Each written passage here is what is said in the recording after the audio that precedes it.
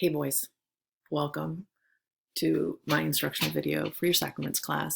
This is crazy. I would much rather be with you. Yes, 8th period, last period of the day, with all of you crazy and rambunctious and ready to go home, rather than be kind of stuck here in my house with one of you who's crazy and rambunctious and ready to run away probably from home. Just kidding, Nick. Anyway, had to give a little shout out. We're going to talk today about chapter 2 of your textbook, which is confirmation. And I'm kind of sad, actually, guys, that we can't do this in person because this is such a pivotal time in your lives. Most of you are getting confirmed sometime this year, may have already been confirmed. It's exciting. It's a really exciting time. And I want to be able to kind of unpack it for you a little bit today. I'm going to try to do this in 8 minutes or less. I have discovered that the videos take quite a while to upload, and I have a long way to go in terms of making these videos a little bit better and more animated for you. So we'll do that as time goes by. Maybe I'll bring in props. Maybe I'll dress up a little bit, just joking. But anyway, let's talk a little bit about confirmation, okay? So there's a journey of holiness that we're taking through these sacraments. I hope you're recognizing that. Okay, we've talked about baptism. We've talked about Eucharist. We've talked about First Confession. We've even talked about anointing of the sick, because you can really be anointed as a sick person anytime and throughout your spiritual journey. The next one in order is confirmation. And confirmation is kind of a seal. And the seal of confirmation basically says, now go out and do what the gospel says to do because you're capable of it. Okay, very, very important that we address this as young adults. We don't look at this as, oh, these are teenagers, these are kids, they don't really know what they want or what they're doing. Sorry, just trying to figure out when my video is screening in and out with color. But there we go. And make it kind of what it is or what it could be, all that it could be. Okay, so confirmation. All right, to start out with, couple of things that you need to recognize. There is a online form that you need to fill out that has a lot of like detailed note taking you're going to be doing within it that will be shared with me automatically once you fill it out. And that is listed on your portal page, as well as this instructional video will be. I want you to kind of link the sacrament of confirmation with the virtue of courage, because confirmation really becomes that go out and proclaim the gospel for the apostles. I mean, you have to understand, they've just seen the Savior of the world crucified, right? They are scared. They're in the upper room. They're frightened beyond belief, okay? They're afraid they're going to get arrested. They're afraid they too are going to be crucified. They're not divine as well as human, so their purpose is human, right? Their purpose is a human mission. So just like any human, they're scared to death. I mean, none of us sign up for crucifixion. Okay, so there's a lot going on here. And within this sacrament, there's so many beautiful things, okay? And so I'm just going to race through these pages a little bit. We're looking at pages 52 through 57 of your textbook. You're required to know all of this. Read it like always. If you don't want me to put you in activated notes, you better do well on these tests so that I don't have to worry about that piece of it in the future. So the first question that we're really going to look at is this idea of ongoing holiness. And we understand that the Acts of the Apostles, that they have to be set apart. The apostles have to be set apart for this mission. And we need to ask ourselves, why? Right? Why? So that's in your online note taking. Answer that question for me. Why? Why are the apostles being set apart? Okay.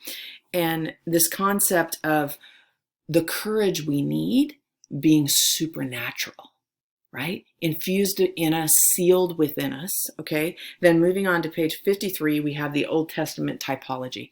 Again, you'll be able to walk through that in the form a little bit, but recognizing that this concept of being anointed and the characteristic of the outpouring of the Holy Spirit not being reserved just for Christ, but intended for all of God's chosen people throughout history, okay? To share in the priestly, kingly, and prophetic mission of Jesus Christ. We are all called to that, okay? And then, of course, we have the New Testament Acts of the Apostles, okay? So let's break down Pentecost a little bit, all right? So we're sitting in an upper room. It's crowded. It's going to be smelly. There's no air conditioning. It could be very, very cold or very, very hot. Just depends on the time of year. We have no idea what our marching orders are. We know we're supposed to do something. Christ said to us hundreds of times in his ministry, go out and proclaim this to the people. How? Where do we start? What do we do? Right? Plus, we're scared and we're all just kind of huddled in the upper room, looking at each other, freaking out a little bit, right? And he says, he comes and he's like, tongues of fire, right? He doesn't come in, he's like, tiptoes in, kind of quiet. Psst, hey, Peter, we're going to go and we're going to proclaim the gospel. No, boom, tongues of fire, right? And this fire lights so much within Peter, okay, that the first day he goes out to preach, the very first day he goes out to preach, he has no microphone.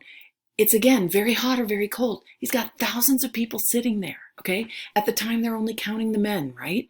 We can get in a whole discussion about that later, but for right now, we know that at least 3,000 are converted that day. It's probably more like 6, 8, 10,000 when you're talking about children and women.